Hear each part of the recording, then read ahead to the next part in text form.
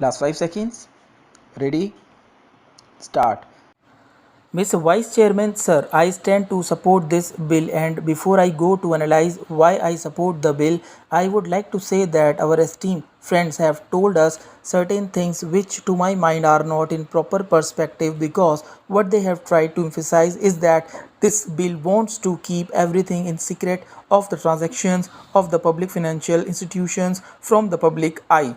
So sir, here everything has been taken into consideration. So why this bill is necessary? If we analyze the name of the bill first, we will come to know that such a bill is very important today. It is necessary today, not only this secretary secrecy but also the regularizing or channelizing the information of the public financial institutions for the consumption of the public life. That is why it is necessary that such a thing should be there. Sir, I give importance to the word fidelity. Sir, what is the meaning of fidelity? In the dictionary nothing is mentioned, but here in the bill the purpose signifies it. It is faithfulness. It is an article of faith. Sir, if you analyze which are the institutions covered under this bill, they are the Industrial Credit and Investment Corporation of India and the Industrial Reconstruction Corporation of India. Their main purpose is to develop the industries, so the people who are serving there must have an article of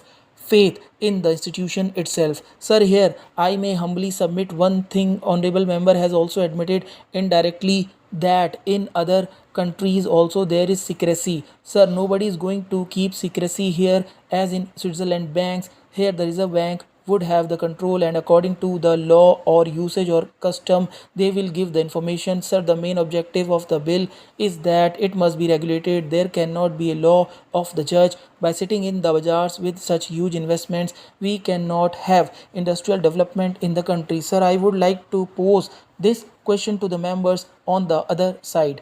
Do not we know that this type of provision is there in the State Bank of India and in other nationalized banks?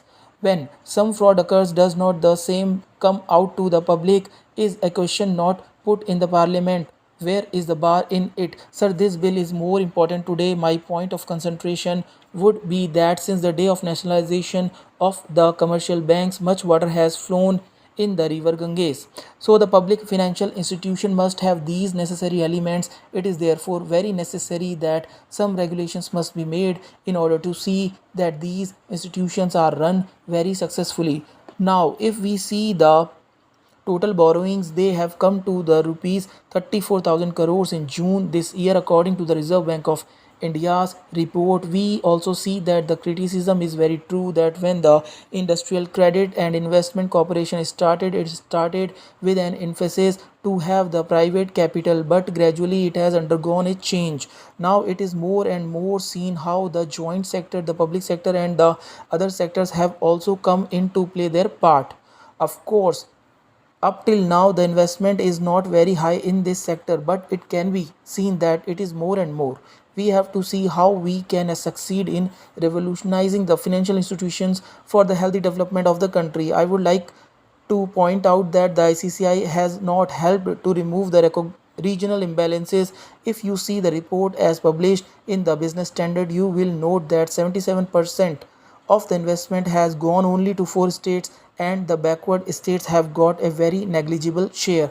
The eastern zone has been totally neglected. These are the great infrastructural institutions which can help in settling right the regional imbalances, but unfortunately they have not taken care to see that aspect. It is true that more the number of states which are taking advantage of these infrastructural institutions, they can help in a big way for the development of industries in different areas. Then coming to the other point, I humbly submit to the Honorable Finance Minister that it is all right that we have included the Industrial Credit and Investment Corporation, that we have included in the bill also the Industrial Reconstruction Corporation. But sir, what is position of a company under section 617 of the Companies Act, where 51% or more of the paid up share capital is of the government, that is public sector companies? Though the internal discipline is a must for safe running of the companies, there must be a strict method of scrutiny and vigilance from within so that we may not suffer. Of course, the central government has to declare that. Stop.